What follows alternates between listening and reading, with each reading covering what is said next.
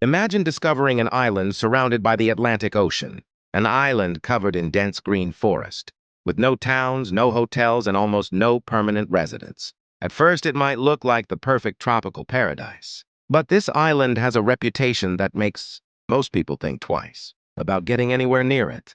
It's known as Snake Island, and it's located off the coast of Brazil. So why doesn't anyone live there? And what makes this tiny island so different from thousands of other islands around the world? Let's take a closer look. The island's official name is Ilha da Queimada Grande. It's located off the coast of São Paulo, Brazil, in the Atlantic Ocean. From above, the island looks almost untouched.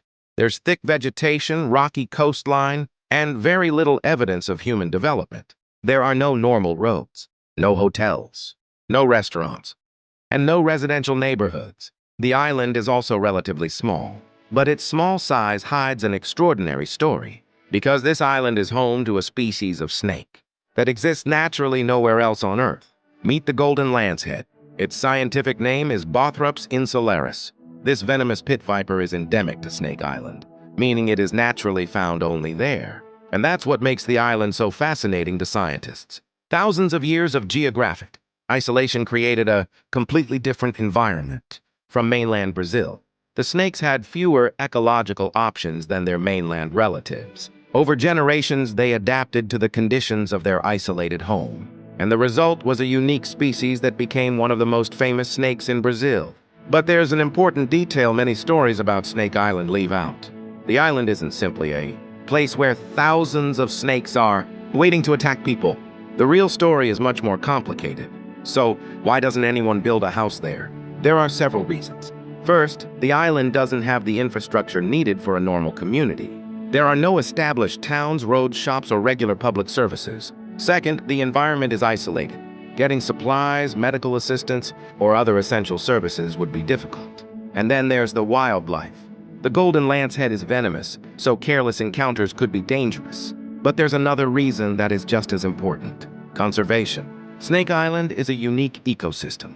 The golden lancehead exists only in this small area, which makes protecting its habitat extremely important.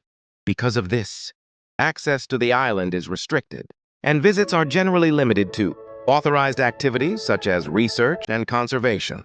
But there's an even more interesting question. How did these snakes end up on an island in the first place? Scientists believe that the island was once connected to the mainland. As sea levels changed over geological time, the land became separated. Eventually, the snakes that were left on the island became isolated from mainland populations. And once that happened, evolution took its own path. The snakes adapted to their new environment over many generations. This is one of the reasons isolated islands are so interesting to scientists. They can become natural laboratories for evolution. Species can develop characteristics that are rarely seen anywhere else. And Snake Island is an extreme example of that process. The internet has turned Snake Island into a legendary place. You've probably seen headlines claiming that the island is covered with snakes or that every step could be deadly.